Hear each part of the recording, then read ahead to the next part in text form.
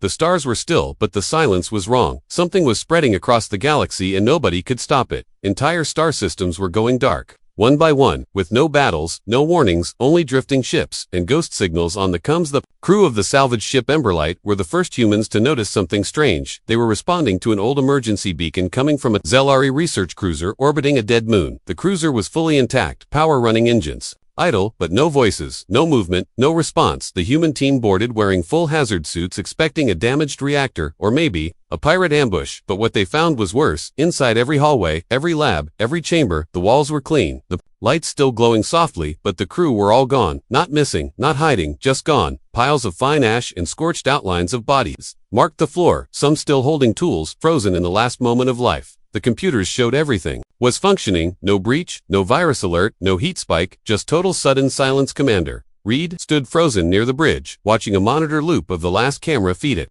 Showed the alien captain coughing once, then turning to ash, mid-sentence. No fire, no sound, just decay. The crew behind him did the same, one by one falling, like dust. Reed had seen warzods, bioweapons, even black hole distortions, but this was different. It was like reality itself had blinked for the Zelari crew and left. Only emptiness. The center of the bridge on the captain's console was a message scratched into the alloy. With something sharp, it was in Zelari script, but one word had been hastily translated into English. Below, it burned like a whisper: humanity. No one knew who carved it or how they had time, but that single word made everyone on the Emberlight stare at each other and silence the ship. AI started detecting similar beacons from nearby sectors, vessels adrift. Same pattern, fully operational. Systems no life signs. Reed ordered a full retreat and lockdown on the Emberlight and set course for Earth, with all logs encrypted and sealed. Something ancient had been unleashed, and it was moving faster than light back on Earth. The Council of Nations gathered in a cold underground chamber under Geneva. All human colonies across the systems were still reporting normal life, but alien distress calls flooded every channel. Every government leader from species across the stars begged, demanded, and screamed for help. Their people were turning to dust overnight, their planets becoming cemeteries of ash and silence. The only common factor was that no humans had died, not even one. Some alien species accused humans of unleashing a weapon, something ancient born on Earth. Others feared that Earth was next and wanted to cut off all travel to human space. But the truth was more terrifying than blame.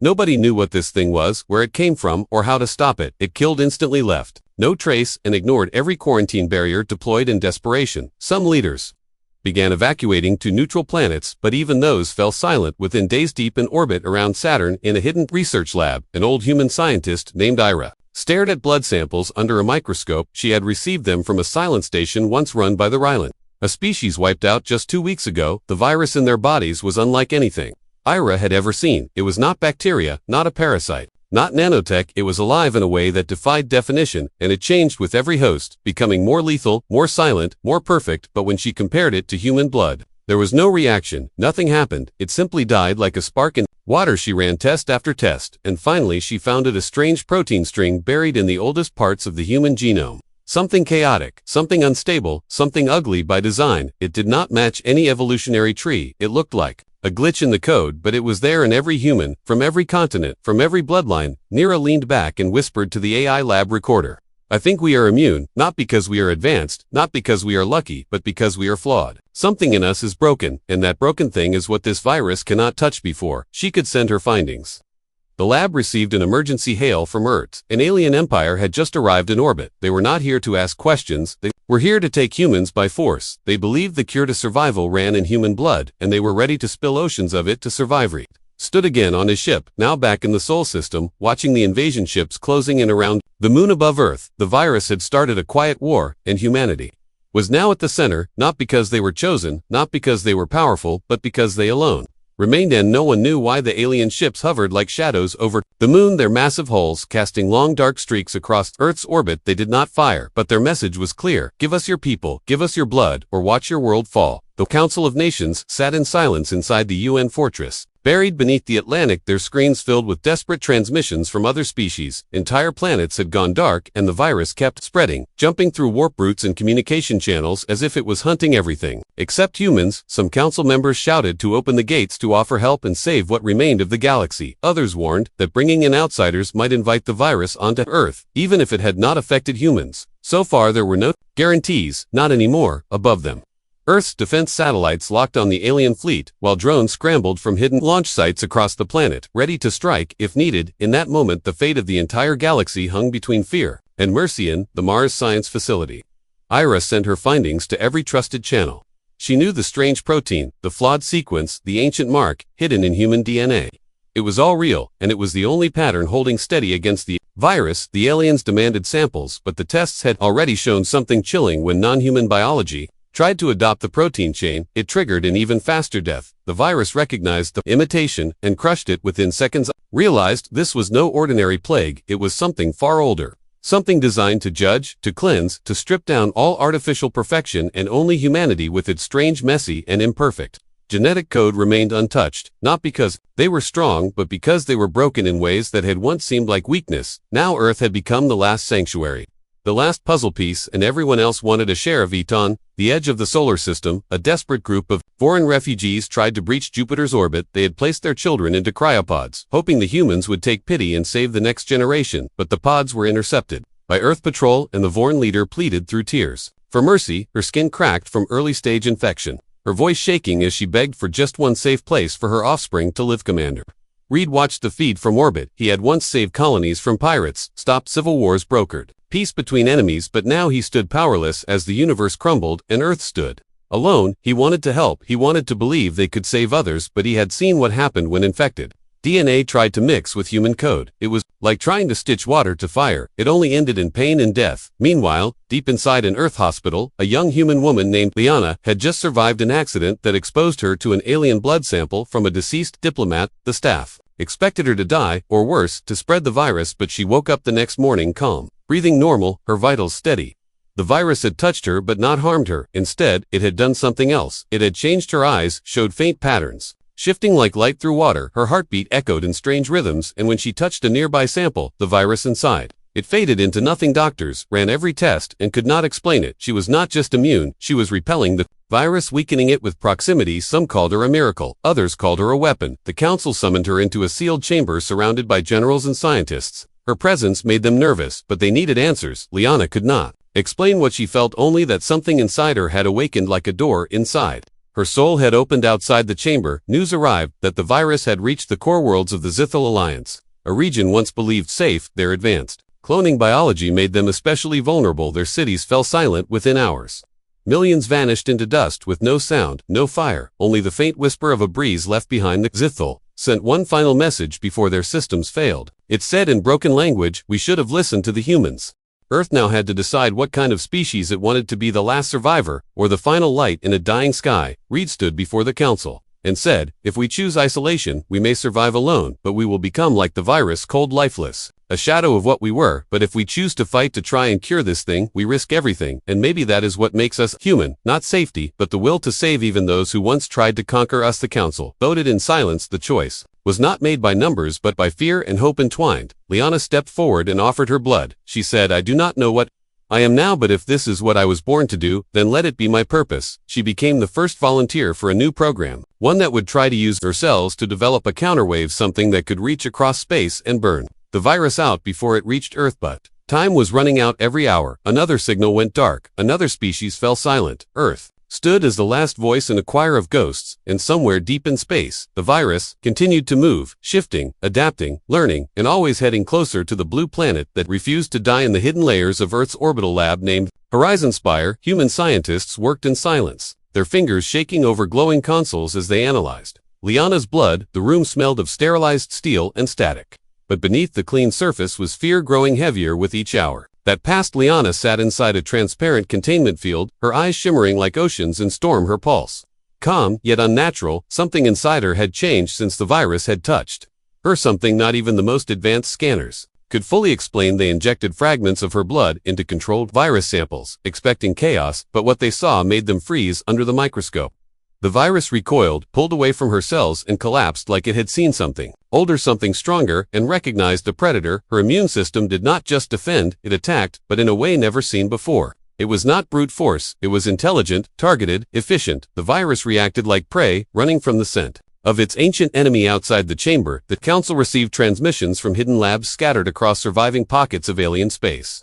Every experiment trying to merge human DNA with non-human hosts ended in failure worse than failure. Sped up the infection, alien bodies burned from within, melted by the virus's fury. It was not just rejecting their biology. It was punishing it like a code enforcing a law from a forgotten age. No synthetic or enhanced DNA could survive, only raw. Flawed human sequences had the signature that made the virus halt debate. Erupted across Earth's leadership. Some believed this was proof of divine selection. Others feared it meant humanity was never meant to mix with the rest of the galaxy, a cursed outlier born from chaos yet destined to remain alone. Meanwhile, others whispered that perhaps humanity was not the target but the source of the virus that may be long ago.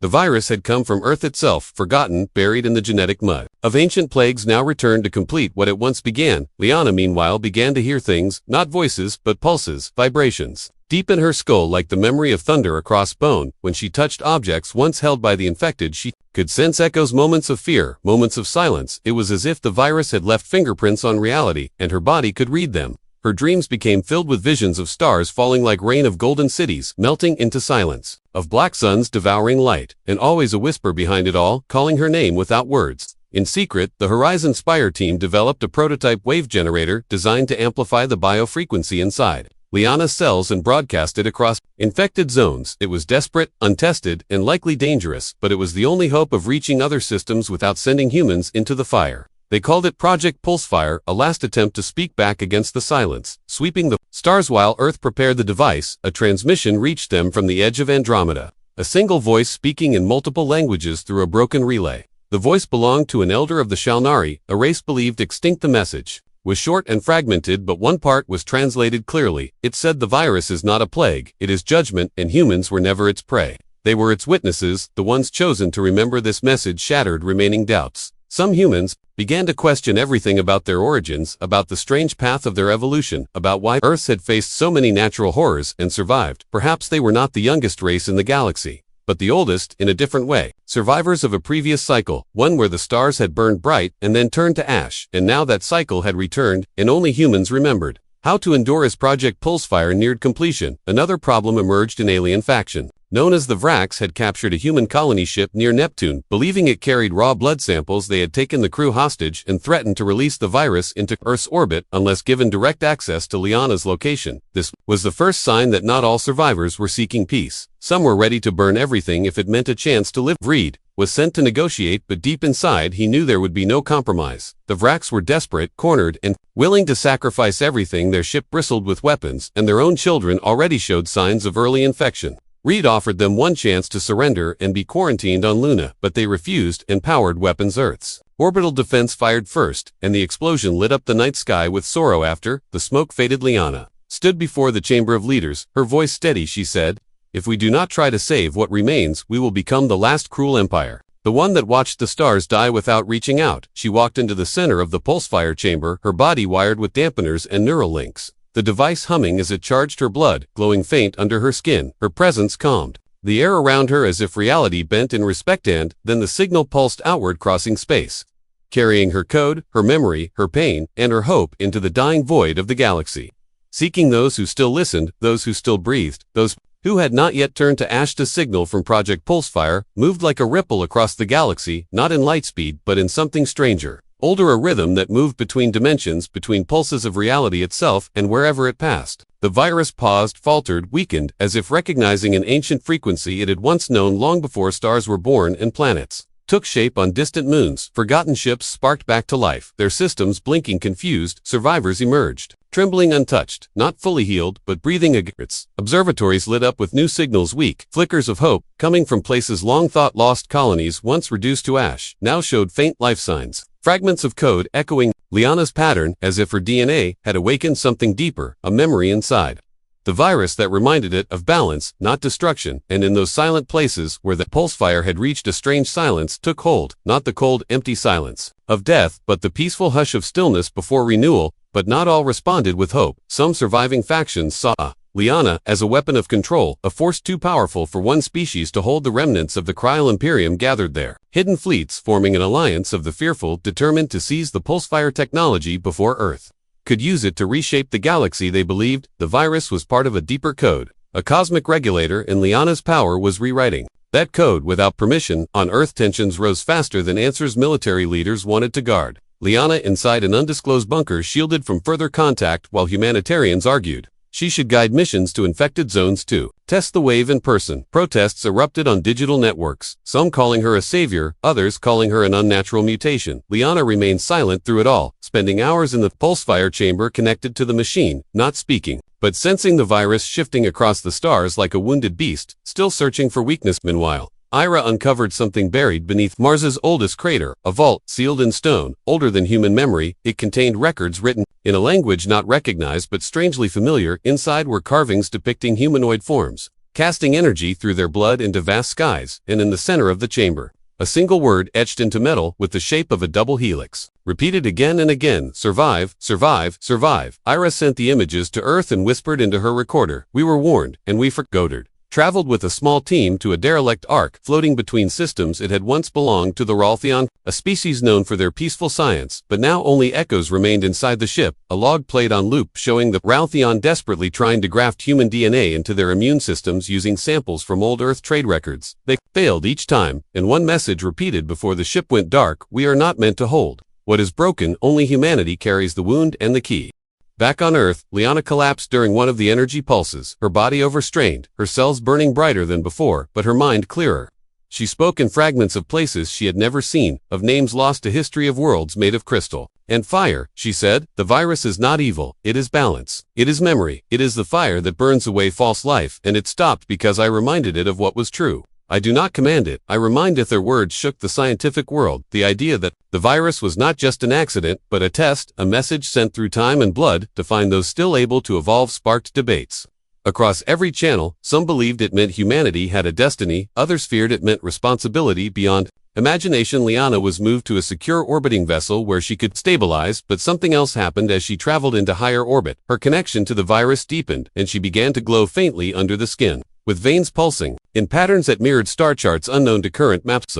Council decided to send her toward the source of the virus, a black zone deep beyond mapped space, where no signal had returned since the outbreak began. It was believed to be the origin point, the place where the first species vanished without warning, and where the pulsefire might end the cycle for good. They called the mission Genesis and built a special craft using Liana's own DNA as the core of its guidance system. She would be its heart, its voice, and its shield before departure. She stood before Earth one last time, her voice broadcast across every surviving colony, every flicker of life that still listened. She said, "I am not special, I am simply human, and that is what saved us, not strength, not purity, but our ability to survive. Our flaws were our protection, our chaos was our answer, and if I do not return, remember that we were never alone. The stars always listened, and now we must learn to listen." Back, ship launched into the void, leaving Earth behind, as the last hope moved into darkness. Carried by the blood of a girl born from the ashes of the galaxy, heading toward the place where silence began, the ship that carried Liana into the void was not made with ordinary metal. It breathed with her pulse, its walls shimmered with patterns matching her heartbeat, every circuit connected to her thoughts and every movement guided by the instinct of her mind. She did not steer it like a pilot, she became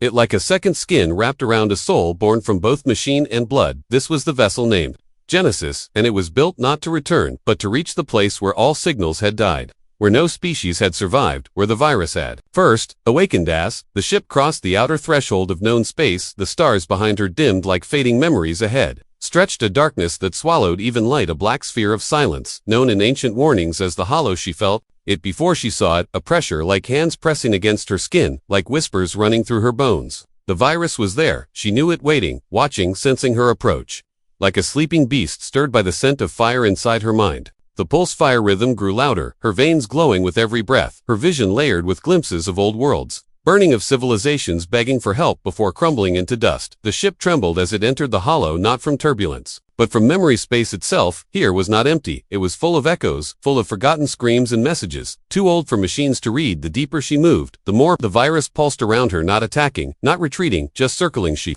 reached the center of the Hollow, a place not mapped by stars, but by silence. A structure floated there, not natural, not mechanical, but something in between. It looked like a seed made of mirrors, spinning slowly with no gravity, no light, no heat yet. It pulsed with life, the virus pulsed from it, in waves, endless, eternal, feeding through space like a breath across the galaxy. This was the source not of infection, but of judgment, a beacon meant to awaken when the balance was broken. The ship stopped, Without command and opened a passage, Liana stepped forward, her feet touching nothing, yet standing firm. Her body felt both heavy and weightless, her voice gone, yet present. She reached out her hand, and the mirrors shifted, showing faces of every species, lost eyes, wide mouths open in their last moments, and then her own face appeared not once, but many times, different ages. Different paths, each one with a different expression, fear, sorrow, peace, rage, all her yet not hair. A voice, formed not with sound but with shape inside her thoughts. It spoke not in words but in feelings and truths. It said, you were not meant to survive, you were meant to remember. You were not the strongest, but you were the most unfinished, and so you remained. The virus was the fire to purge the hollow ones, the ones who perfected themselves out of nature. Only the flawed remain, only the broken endure. Liana stepped forward again, her body now glowing brighter, her blood singing with the pulse fire. She said without speaking, I am not perfect, I am pain, I am failure, I am love, and loss, and fear, I am chaos, given form, and I carry every mistake of a world that should not have lived, and yet, I am here, and I remember, and I will not let the stars die without knowing what we became. The structure responded. It opened like a flower of glass unfolding into light. The virus screamed, not in rage, but in surrender. Its waves collapsed around her, folding inward. Toward the source, the ship began to shudder, systems overloaded. Readings spiking beyond limits, her skin cracked with energy, her eyes now stars reflecting stars. She was not just Liana anymore, she was the memory of the living, the scream of the forgotten, the answer to a question older than time. She stepped into the core and everything stopped, no sound, no movement, just a single endless heartbeat that echoed across the hollow and beyond. Back to Earth, back to the moons and wrecked stations, back to the scattered survivors who suddenly felt warmth again, as if a winter had broken, as if someone had lit a candle in an ancient cave. They did not know what had happened, only that something inside them shifted, as if a shadow had passed and not returned. And on Earth, Ira stood before a new map showing green pulses across the stars. Where once there was only black, the virus was dying, not in battle, but in peace, not erased, but forgiven. It no longer saw life as a mistake, but as a reminder, and in its fading breath, it whispered through the code of creation, the broken shall lead, the broken shall heal, and the stars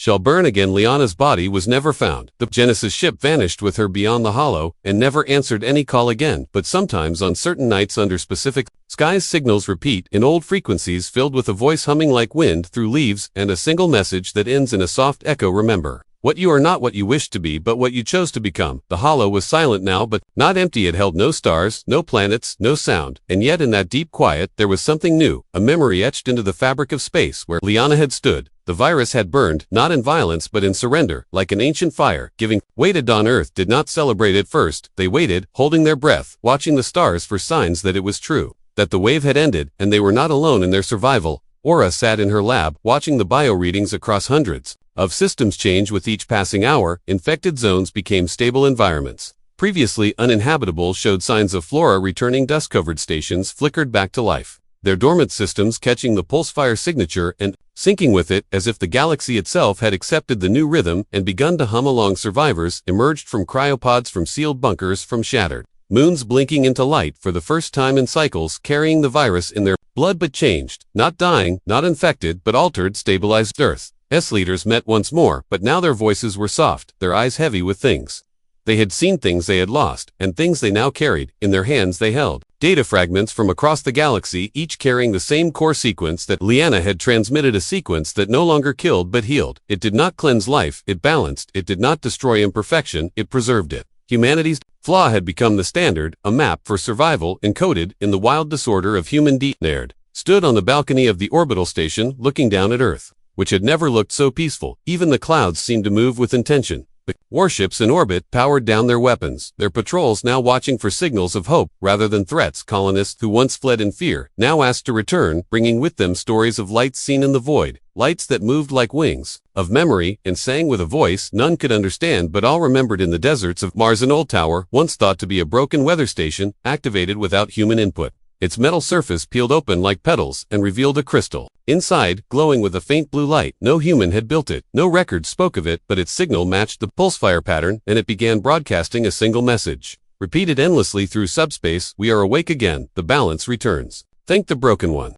Children across Earth began drawing shapes they had never seen before, spirals within spirals, stars inside hands, eyes with mirrors inside them. They said they dreamed of a woman with light in her veins who touched the sky and made the darkness quiet. One child in a refugee shelter looked up at the stars and whispered her name, not as Liana, but as memory itself, the shape of what remained when everything else had been lost. Higher, decoded the final fragment left inside the pulsefire core, a message left by Liana, her last words recorded not in language but in emotion. The AI translated it into the closest human words. I was not meant to lead, I was meant to listen. I was not meant to fight, I was meant to fight. I saw what we forgot, that life is not meant to be perfected, it is meant to be experienced. The Council created a new archive called the Hall of Remnants, where every species was invited to record what they had learned from the fall. Each entry was different, yet shared one. Truth survival was not about strength, it was about connection, about learning to live with the wound rather than pretending it. Was not their Earth offered its DNA freely, not to dominate, but to rebuild together using the flaw as a foundation, not a weapon, not a cure, but a bridge in time? New life began to form hybrids, not designed in labs, but born through acceptance of different species who once feared each other, now shared homes.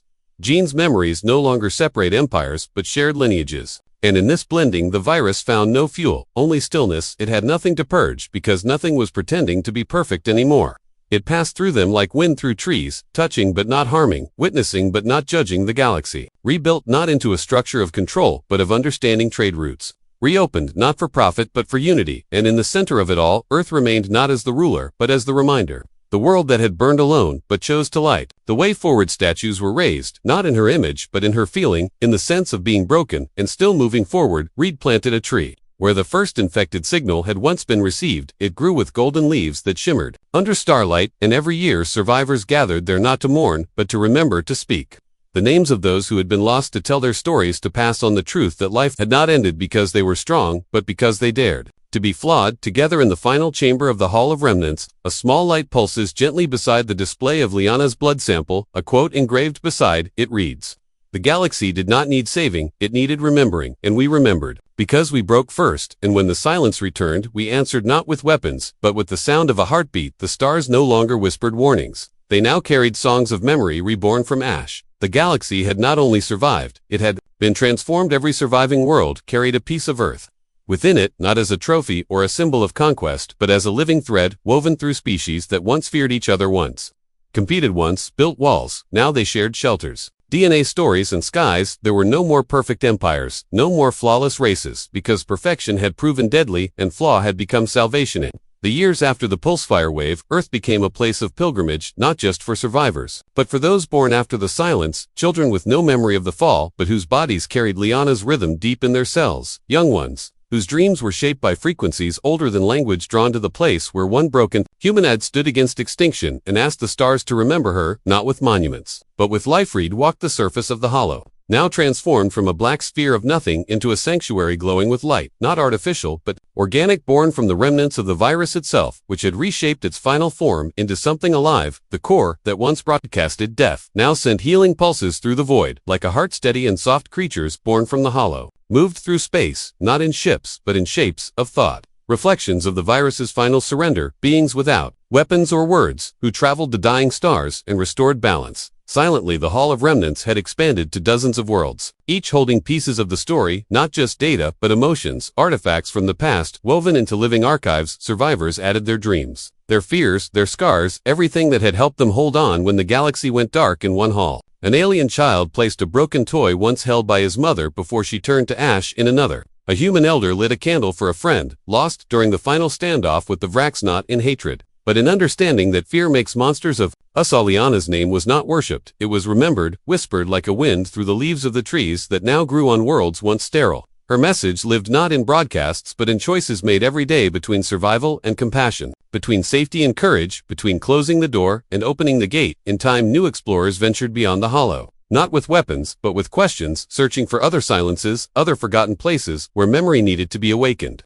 where healing had not yet reached. And Earth, though changed, remained beautiful. The chaos that had once defined its evolution, now celebrated as a gift. The unstable genes, the irregular weather, the unpredictable people, all part of a greater truth. That life was not meant to be tamed, it was meant to grow sideways and upward and inward. All at once, Ira, now older than most humans, spent her last years writing a book not of science but of stories. Her title was simple, The Girl Who Broke the Silence. Her final entry, she wrote, "We thought we were alone because we were weak, but we were alone because we were not finished, and the galaxy tried to erase the unfinished, until one of us said no, not with anger, but with hope, not to win, but to live together. Flawed and proud and free." Her book became a guide not just for scientists, but for dreamers, for those who had forgotten that their pain made them real. At the edge of the galaxy, near a new colony on a world called Horizon's Edge, a strange phenomenon appeared each year during its long dusk. A beam of light shaped like a figure with arms outstretched would appear in the sky for 7 minutes. No matter the weather, no matter the technology, the locals called it the signal, and each year they held hands and stood under it and said together, "We are here because she chose to stay. We are here because she walked into the darkness and lit it with her soul." The galaxy moved forward, not quickly but steadily. Old wounds closed, not with force but with kindness. New civilizations were born from unions that once seemed impossible, alliances based not on trade or war, but on shared memory and the decision to carry one another's pain. And through it all, the pulse fire continued to hum, not as a warning,